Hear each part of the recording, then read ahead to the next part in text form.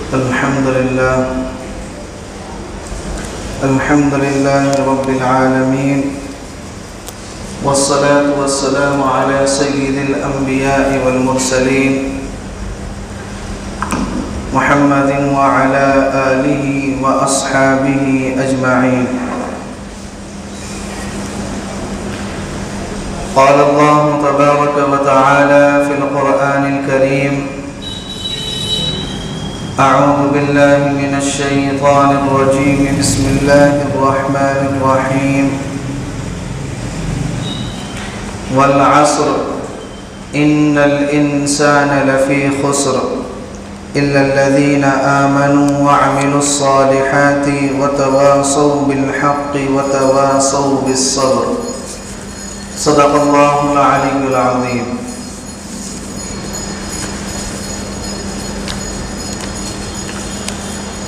محترم بزرگوں اور عزیز ساتھیوں، یہ آخری دور ہے اور اس دور میں فتنوں کی بھرمار ہے. ہر طرح کے چھوٹے بڑے فتنے موجود ہیں، اور جن فتنوں کی جناب محمد الرسول اللہ صلی اللہ علیہ وسلم نے آج سے 1450 سال پہلے پیشین گوئیاں کی تھی، وہ سارے فتنے اس دنیا کے اندر وجود میں آ رہے ہیں. فتنوں کا دور تو حضرت عثمان رضی اللہ عنہ کے زمانے سے شروع ہو گیا تھا، اور یہ فتنے بڑھتے رہے یہاں تک کہ ہمارا دور آ گیا. اور پھر اس دور کے اندر یہ زمانہ جتنا قیامت سے قریب ہوتا چلا جائے گا، اتنی ہی فتنوں کی تعداد بھی بڑھتی چلی جائے گی. آپ صلی اللہ علیہ وسلم نے ہر فتنے کو بڑی تفصیل کے ساتھ بیان فرمایا ہے. احادیث کی کتابوں کے اندر کتاب الفتن کے نام سے ہر کتاب میں ایک باب موجود ہوتا ہے، اور اس میں فتنوں سے متعلق احادیث کا ذکر ہوتا ہے. چنانچہ آپ صلی اللہ علیہ وسلم نے جو فتنے بیان فرمائے، آپ نے کہا کہ میں یہ دیکھ رہا ہوں کہ فتنے تمہارے گھروں میں اس طرح داخل ہوں گے جیسے بارش کے قطرے آسمان سے گرتے ہیں. بارش کے قطرے ایک کے بعد ایک مسلسل گرتے ہیں. آپ نے فرمایا کہ فتنے بھی تمہارے گھروں کے اندر ایسے ہی مسلسل داخل ہوں گے. آپ صلی اللہ علیہ وسلم نے فتنوں کا بھی بیان فرما دیا، اور اس کے ساتھ ساتھ ان فتنوں سے بچنا کیسے ہے اور اس کا حل کیا ہے، آپ صلی اللہ علیہ وسلم نے وہ بھی بیان فرما دیا. تو سب سے پہلے کتابوں کے اندر جو آپ نے فتنے ذکر کیے ہیں ان کا بیان ہوگا، اور اس کے بعد اس سے بچنے کا جو حل آپ نے تجویز فرمایا، اس حل کو انشاءاللہ بیان کیا جائے گا. آپ صلی اللہ علیہ وسلم نے فتنوں کا ذکر کرتے ہوئے بیان فرمایا کہ زمانہ جلدی جلدی گزرے گا، یعنی بڑے بڑے انقلابات تیزی سے دنیا کے اندر وجود میں آئیں گے. جو لوگ عالم اسلام کی خبروں پر نظر رکھتے ہیں اور دنیا کے اندر کیا کچھ چل رہا ہے جن کے سامنے ہے، ان پر یہ بات روز روشن کی طرح آیا ہے کہ دنیا کے اندر بڑے بڑے انقلابات بڑی تیزی سے وجود میں آ رہے ہیں. اور اس کا ایک مطلب یہ ہے کہ زمانہ جلدی جلدی گزرے گا، یعنی وقت میں اور زمانے میں برکت ختم ہو جائے گی۔ سال مہینہ لگنے لگے گا، مہینہ ہفتہ لگنے لگے گا، اور ہفتہ دن لگنے لگے گا، اور دن کیا ہے وہ چند گھنٹے لگنے لگیں گے۔ آپ دیکھیں رمضان گزرتا ہے تو دوسرا رمضان آ جاتا ہے۔ ہم لوگ کہتے ہیں کہ مہینہ پتہ ہی نہیں چلتا کدھر کو گزر جاتا ہے۔ دودھ والوں سے اور بجلی والوں سے ہم کیا کہتے ہیں، اتنی جلدی مہینہ ہو گیا، پتہ ہی نہیں چلا کدھر کو گزر گیا۔ جمعہ آتا ہے، دوسرا جمعہ تیار ہوتا ہے، ہفتے کا پتہ نہیں چلتا۔ صبح ہوتی ہے فوراً شام ہو جاتی ہے، آدمی کہتا ہے کہ آج تو دن کا پتہ ہی نہیں چلا کدھر کو گزر گیا۔ یہ سب کیا ہے؟ زمانے سے اور وقت سے برکت کا ختم ہو جانا ہے۔ تو یہ آپ صلی اللہ علیہ وسلم پہلے ہی بیان فرما چکے ہیں کہ زمانہ جلدی جلدی گزرے گا۔ آپ نے فرمایا کہ نیک عمل کی کمی ہو جائے گی، دین سے ناواقفیت پھیل جائے گی، اور دین کا حقیقی علم اٹھ جائے گا۔ اب نیک عمل کی کمی وہ آپ کے سامنے روز روشن کی طرح آیا ہے کہ ہم مسلمانوں کی عبادات کا کیا حال ہے، ہماری نمازوں کی پابندی کی کیا حالت ہے۔ جمعہ پڑھ کر جاتے ہیں تو پھر مسجد میں اگلا جمعہ پڑھنے کے لیے آتے ہیں، فجر ختم ہے تو ظہر پڑھ رہے ہیں، ظہر پڑھ رہے ہیں تو عصر ختم ہے، مغرب پڑھ رہے ہیں تو عشاء ختم ہے۔ یہ نیکی میں کمی آ جانا ہے۔ قرآن کی تلاوت کی کا ہمارا کیا حال ہے؟ رمضان میں قرآن کھلتا ہے، اور جب رمضان میں بند ہوتا ہے تو پھر اگلے رمضان میں اس کو دیکھنے کی نوبت آتی ہے۔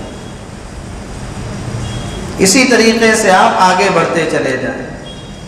تو یہ کیا ہے؟ نیک عمل کی کمی ہے۔ اور دین سے ناواقفیت کا تو کہنا ہی کیا ہے؟ ہر آدمی جس طریقے سے چاہے دین کا علم حاصل کر رہا ہے اور اس پر عمل کر رہا ہے، چاہے وہ سوشل میڈیا کے ذریعے سے ہو یا کوئی اور پلیٹ فارم اس کا موجود ہو۔ دین کہاں سے لینا ہے اور کس سے لینا ہے وہ بات ختم، بس جو بات سن لی اس پر عمل کر لیا۔ آپ صلی اللہ علیہ وسلم نے بیان فرمایا قرب قیامت میں اللہ علم اٹھا لے گا۔ آپ نے صحابہ نے آپ سے پوچھا کہ کیا اللہ علم کو اٹھائے گا؟ آپ نے فرمایا کہ نہیں، علم کے جو حقیقی وارث علماء ہوں گے اللہ ان کو اٹھا لے گا۔ چنانچہ جب اصل علماء اٹھ جائیں گے تو جہالہ باقی رہ جائیں گے، اور لوگ جہالہ کو اپنا امام بنا لیں گے، اپنا مقتدی بنا لیں گے۔ آپ نے فرمایا ضلوا فاضلوا، وہ لوگ خود بھی گمراہ ہوں گے اور دوسروں کو بھی گمراہ کریں گے۔ آج یوٹیوب پر اور انٹرنیٹ پر ایک ایسے سو کالڈ اسکالروں کی بہت بڑی تعداد موجود ہے جو خود بھی گمراہ ہوتے ہیں اور دوسروں کو بھی گمراہ کرتے ہیں۔ اور آپ صلی اللہ علیہ وسلم نے بیان فرمایا کہ دین سے ناواقفیت پھیل جائے گی۔ وہ جو بتا رہے ہیں نہ آدمی میں اس کی تحقیق کرنے کا مزاج ہے، نہ اس کی پوچھ گچھ کا مزاج ہے، بس جو انٹرنیٹ پر دیکھ لیا اور سن لیا اس پر کیا ہے عمل کر لیا۔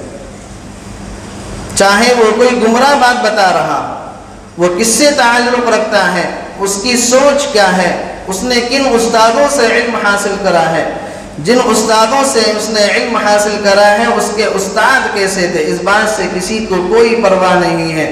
بس جو انٹرنیٹ پر اور سوشل میڈیا سے علم حاصل کیا جا رہا ہے اس پر ہی عمل کیا جا رہا ہے۔ اور پھر کیا ہوتا ہے؟ ضلوا فاضلوا، وہ خود بھی گمراہ ہوتے ہیں اور دوسروں کو بھی کیا ہے گمراہ کرتے ہیں۔ آپ صلی اللہ علیہ وسلم نے فتنوں کا بیان کرتے ہوئے فرمایا کہ بخل اور پیسے کی محبت عام ہو جائے گی۔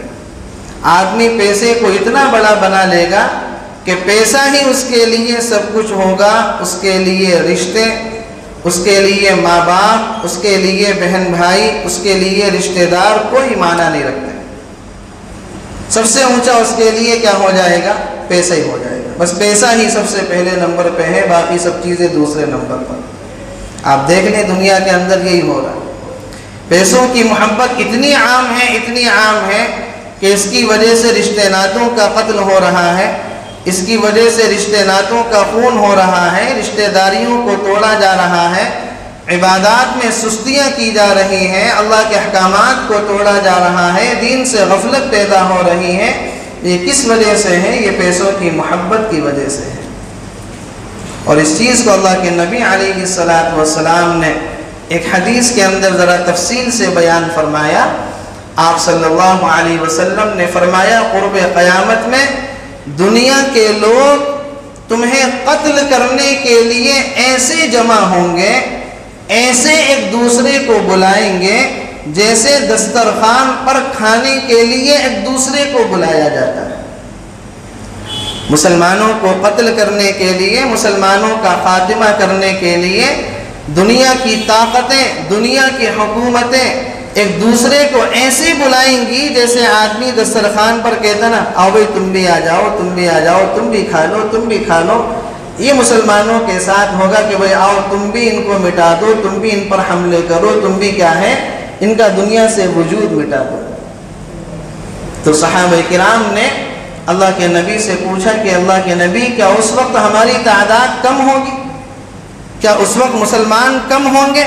اللہ کے نبی نے فرمایا کہ نہیں، مسلمانوں کی تعداد تو بہت زیادہ ہوگی، لیکن ان کی حیثیت ایسے ہی ہوگی جیسے کہ سیلاب کے اندر جھاگ کی حیثیت ہوتی ہے.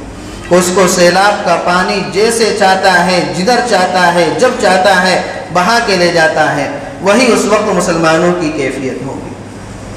تو صحابہ نے آپ سے پوچھا اللہ کے نبی یہ کیفیت کس وجہ سے ہوگی؟ مسلمانوں کی حیثیت جو کم ہوگی وہ کس وجہ سے ہوگی؟ آپ صلی اللہ علیہ وسلم نے فرمایا موت کے خوف کی وجہ سے اور دنیا کی محبت کی وجہ سے، کہ موت ان کو بری لگنے لگے گی، موت سے ہر آدمی ڈرے گا، اور دنیا کی محبت ہر ایک کے دل میں ایسے بیٹھ جائے گی کہ کوئی بھی آدمی دنیا کو چھوڑنے کے لیے تیار نہیں ہوگا. جب یہ دو بیماری مسلمانوں کے دلوں کے اندر پیدا ہوں گی تو اس وقت مسلمانوں کی تعداد تو 57 ملکوں کی یا 56 ملکوں کی ہوگی، لیکن ان کی حیثیت سیلاب کے کوڑے سے زیادہ نہیں ہوگی. یہ آپ صلی اللہ علیہ وسلم نے پہلے ہی بیان فرما دیا کہ کیا ہوگا؟ پیسے کی محبت عام ہو جائے گی. آپ نے فرمایا کہ قتل و غارت گری کا بازار گرم ہوگا، دنیا کے اندر جنگل راج قائم ہو چکا ہوگا، جو آدمی جس کو چاہے گا اٹھ کر قتل کر دے گا.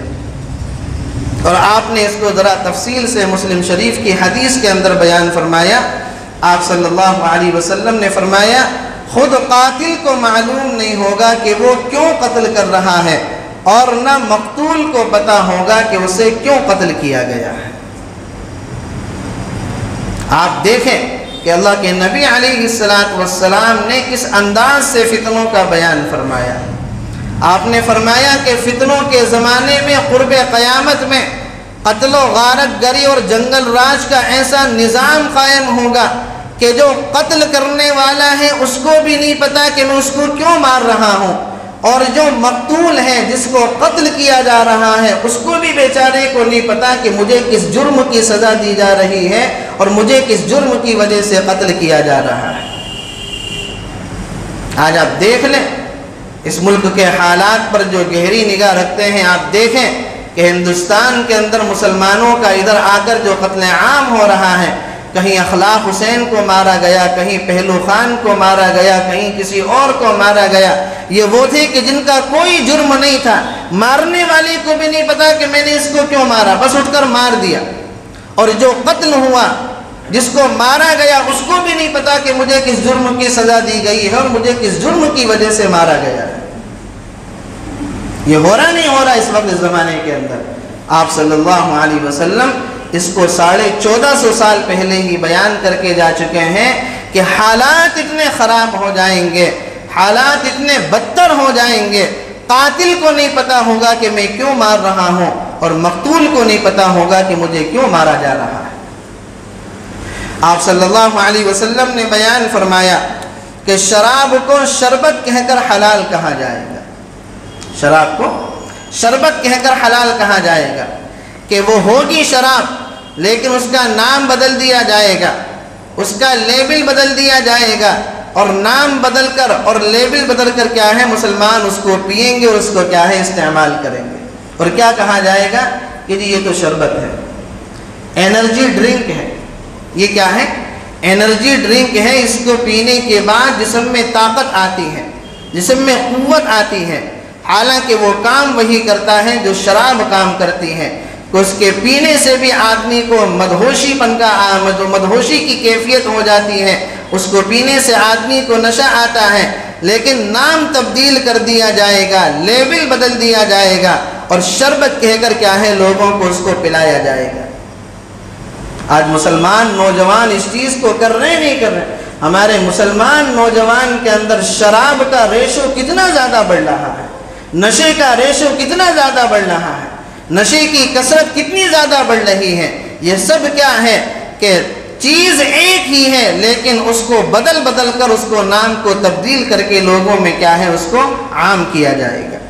آپ نے فرمایا کہ سود کو تجارت کہہ کر حلال کہا جائے گا، سود کو تجارت کہہ کر حلال کہا جائے گا، کہ ہوگا وہ سود لیکن لوگوں کو یہ باور کرایا جائے گا، لوگوں کو یہ دکھایا جائے گا کہ یہ سود نہیں ہے بلکہ یہ کیا ہے تجارت کا ہی ایک حصہ ہے، کیا ہے تجارت کا ہی ایک حصہ ہے۔ آج کے اس ماڈرن دور کے اندر آپ دیکھ لیں، اس جدید دور کے اندر آپ دیکھ لیں کہ سود کے کتنے نام بدل دیے گئے ہیں، کتنے اس کے لیبل لگا دیے گئے ہیں، اور آدمی کو سود کے اندر کس طریقے سے پھانسا جا رہا ہے، کس طریقے سے اس کو ملوث کیا جا رہا ہے۔ آپ کوئی موبائل لینے کے لیے جائیں، واشنگ مشین لینے کے لیے جائیں، فریج لینے کے لیے جائیں، اے سی لینے کے لیے جائیں، بائک خریدنے کے لیے جائیں، کار خریدنے کے لیے جائیں، اگر آپ اس کے پیسے کی ادائیگی نقد بھی کر رہے ہوں گے تو وہ جو وہاں پر فائنینس والا بیٹھا ہوگا وہ آپ کو یہ مشورہ دے گا نقد کیوں لے رہے ہیں، پیسے سارے ہاتھوں ہاتھ کیوں دے رہے ہیں، فائنینس کروا لو، اس سے تمہیں کیا ہوگی آسانی ہوگی، ہر مہینے 2-2 ہزار روپے 3-3 ہزار روپے دیتے رہنا، اس سے تمہیں آسانی ہو جائے گی، نقد کیوں لے۔ ایک آدمی جان بوجھ کر حلال راستے کی طرف جا رہا ہوگا لیکن جان بوجھ کر اس کو حرام راستے کی طرف لایا جائے گا۔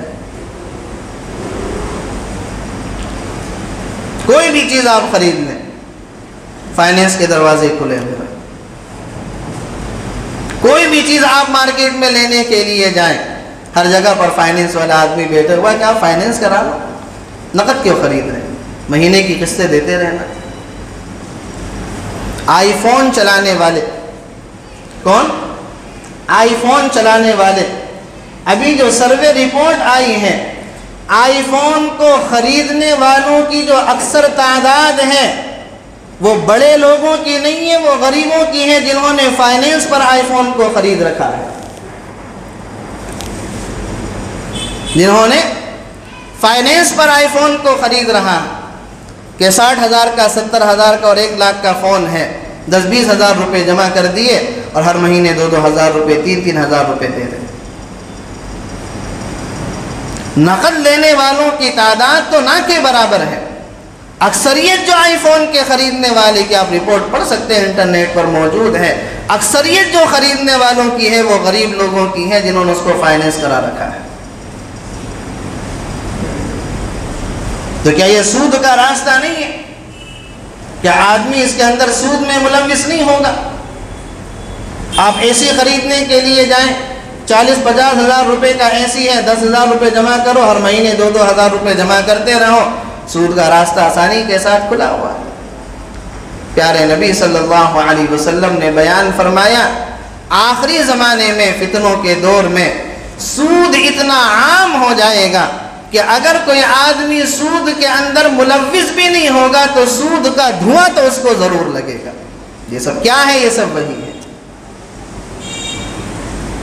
آپ صلی اللہ علیہ وسلم نے حدیث شریف کے اندر بیان فرمایا، سود کا 1 روپیہ کھانا اپنی ماں سے 36 مرتبہ زنا کرنے سے بھی زیادہ برا ہے۔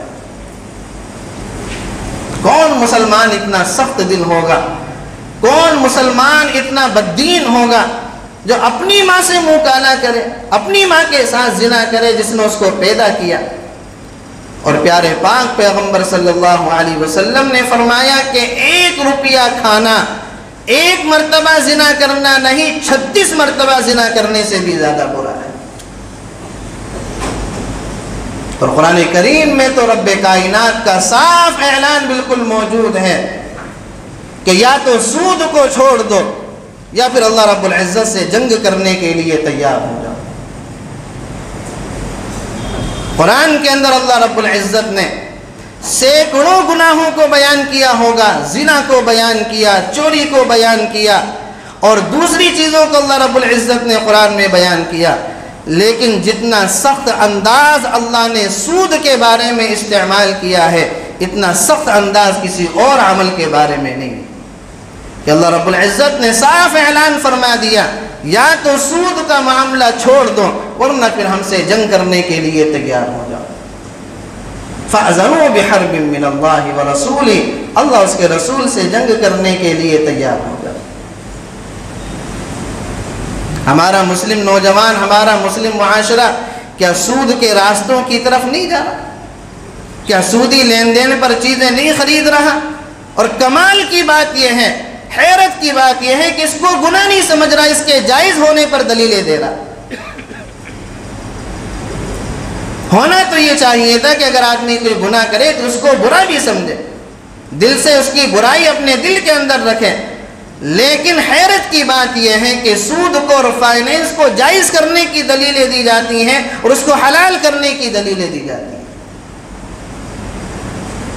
پیارے پاک پیغمبر صلی اللہ علیہ وسلم نے فرمایا کہ زمانے میں اور فتنوں کے دور کے اندر سود اتنا عام ہو جائے گا کہ بالکل سودی لین دین عام ہو جائیں گے، اور سود کو کیا ہے تجارت کہہ کر حلال کہا جائے گا کہ یہ سود کا معاملہ نہیں ہے، یہ تو تجارت کا کیا ہے ایک حصہ ہے۔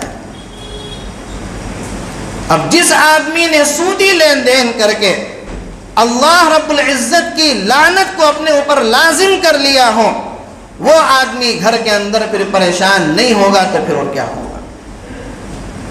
وہ آدمی تجارت میں نقصان نہیں اٹھائے گا تو کیا اٹھائے گا؟ وہ آدمی اپنے بیوی بچوں سے پریشان نہیں ہوگا تو پھر کیا ہوگا؟ اس کے باوجود پھر آدمی روتا رہے کہ میں بیوی بچوں سے پریشان ہوں، میں تجارت سے پریشان ہوں، کام نہیں چل رہا، پیسہ تو کما رہا ہوں پورا نہیں ہو رہا۔ اللہ رب العزت کی لعنت کا مستحق تو پہلے بنے ہوئے ہیں سودی لین دین کو کر کے۔ تو اسی لیے اگر کسی نے یہ معاملہ کر لیا ہے، کوئی انجانے میں اس معاملے کے اندر فائنینس کے چکروں کے اندر پڑ گیا ہے، چاہے موبائل کے ذریعے سے ہو یا کار بائک کے ذریعے سے ہو، خدا کے واسطے اللہ کی اس لعنت سے نکلنے کی تیاری کریں، اسے نکلنے کی جلدی سے جلدی تیاری کریں۔ پیغمبر علیہ الصلوۃ والسلام نے فرمایا رشوت کو ہدیہ کہہ کر حلال کیا جائے گا۔ آدمی رشوت کا لین دین کرے گا لیکن کیا کہے گا کہ یہ رشوت نہیں ہے، یہ تو کیا ہے ہدیہ ہے۔ کورٹ کچہریوں کے اندر رشوت کا لین دین ہوگا، تھانے اور کوتوالیوں میں رشوت کا لین دین ہوگا، لیکن اس کو کیا ہے ہدیہ کہہ کر اس کو حلال کرنے کی کوشش کی جائے گی۔ آپ صلی اللہ علیہ وسلم نے فرمایا زکوٰۃ کو تجارت بنا لیا جائے گا۔ پیغمبر علیہ الصلوۃ والسلام نے فتنوں کا ذکر کرتے ہوئے بیان فرمایا اولاد کی خواہش کے بجائے اس سے لوگ کراہیت کریں گے، اولاد کی خواہش کے بجائے اس سے کراہیت ہوگی۔ آپ اسپتالوں کے اندر جا کر دیکھیں، لکھا ہوا ہوتا ہے کہ یہاں پر حمل کے اندر جو بچہ یا بچی ہے اس کی جانچ کروانا کیا ہے قانوناً اپرادھ ہے۔ لکھا ہوتا نہیں لکھا ہوتا؟ جہاں پر الٹرا ساؤنڈ ہوتے ہیں، ایکس رے وغیرہ ہوتے ہیں، وہاں پر لکھا ہوتا ہے کہ یہاں پر کیا ہے پریگنینسی کے اندر جو چیز موجود ہے اس کی جانچ کروانا کیا ہے قانوناً اپرادھ ہے، اور وہاں پر ہی ہوتی ہے۔ جہاں پر لکھا ہوتا ہے وہاں پر یہ سارے کام ہوتے ہیں۔ پہلے دیکھ لیا جاتا ہے لڑکا ہے یا لڑکی، اگر لڑکی ہے تو لوگ اس سے کراہیت کرتے ہیں، اور بعض شقی القلب قسم کے لوگ ایسے ہوتے ہیں، ایسے بددین لوگ ہوتے ہیں کہ اگر حمل کے اندر اور پریگنینسی کے اندر لڑکی ہوتی ہے تو اس کو ضائع کرا دیتے ہیں، لڑکا ہوتا ہے تو اس کو باقی رکھتے ہیں۔ ہو رہا نہیں ہو رہا؟ یہ چیزیں ہو رہی ہیں یا نہیں ہو رہی؟ پیغمبر علیہ السلام آج سے 1450 سال پہلے بیان کر چکے ہیں کہ لوگ اولاد کی خواہش سے کراہیت کریں گے۔ یہ وہی ہے کہ دیکھیں گے کہ لڑکا ہے یا نہیں، اگر لڑکا ہے تو اس کو باقی رکھیں گے، لڑکی ہوگی اس کی وہیں پر صفائی کروا دیں گے۔ آپ صلی اللہ علیہ وسلم یہ پہلے بیان کر چکے۔ آپ صلی اللہ علیہ وسلم نے فرمایا بارش سے ٹھنڈک کے بجائے گرمی کی تکلیف ہوگی۔ جب بارش آسمان سے برستی ہے تو آدمی کے جسم کو راحت ملتی ہے، موسم کے اندر ٹھنڈک ہو جایا کرتی ہے، موسم میں تبدیلی ہو جاتی ہے، لیکن فتنوں کے دور میں اور قرب قیامت میں عالم یہ ہوگا کہ بارش کی وجہ سے بجائے راحت ملنے کے اور گرمی کی تکلیف ہوگی۔ گزشتہ سال گرمیوں میں کیا ہو رہا تھا؟ جس دن بارش پڑ رہی تھی اس دن پسینے کی کثرت اور زیادہ ہو رہی، جس دن بارش پڑ رہی تھی اس دن گرمی کی مقدار کیا ہے اور زیادہ بڑھ رہی تھی۔ یہ کیا ہے؟ یہ پیغمبر علیہ السلام نے فرمایا کہ یہ فتنوں کے دور کے اندر ہوگا کہ بارش کی وجہ سے جسم کو راحت ملنے کے بجائے جسم کو کیا ہے اور تکلیف پہنچے گی۔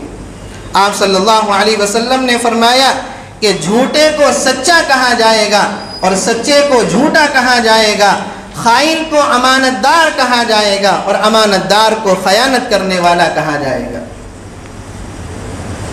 کورٹ کچہریوں کے اندر جا کر دیکھیں، تھانوں میں اور کوتوالیوں کے اندر جا کر دیکھیں، جو جھوٹا ہے اس کو سچا بنا دیا جاتا ہے، جو سچا ہے اس کو جھوٹا ثابت کر دیا جاتا ہے، جو سچا ہے اس کو جھوٹا ثابت کر دیا جاتا ہے، جو امانت دار ہوتا ہے کورٹ کچہریوں کے اندر اس کو خیانت کرنے والا ثابت کر دیا جاتا ہے، اور جو خیانت کرنے والا ہوتا ہے اس کو امانت دار ثابت کر دیا جاتا۔ پیسے کا کھیل ہے، آپ پیسہ بھرو، جو جھوٹا ہوگا اس کو سچا بنا دیا جائے گا اور جو سچا ہوگا اس کو جھوٹا بنا دیا جائے گا۔ یہ ہو رہا نہیں ہو رہا دنیا کے اندر؟ پیغمبر علیہ السلام نے فرمایا قرب قیامت میں یہ ہوگا اور یہ بہت تیزی کے ساتھ ہوگا کہ سچوں کو جھوٹا اور جھوٹوں کو کیا ہے سچا بنایا جائے گا۔ آپ صلی اللہ علیہ وسلم نے بیان فرمایا غیروں سے رشتہ جوڑا جائے گا اور اپنوں سے رشتہ توڑا جائے گا۔ غیروں سے رشتہ جوڑا جائے گا اور اپنوں سے رشتہ توڑا جائے گا۔ آدمی سوشل میڈیا پر موجود ہے، لگا ہوا ہے پورے دن سوشل میڈیا پر، کسی کے 500 فالوور ہیں، کسی کے 1000 ہیں، کسی کے 2000 ہیں، کسی کے 10 لاکھ ہیں، کسی کے 20 لاکھ ہیں، انہی میں لگا ہوا ہے۔ نہ وہ اس کے رشتہ دار ہیں، نہ وہ اس کے دوست و احباب ہیں، نہ اس کے ملنے والے ہیں، نہ اس کے خاندان قبیلے سے ہیں، نہ اس کے محلے سے ہیں، نہ اس کے شہر سے ہیں۔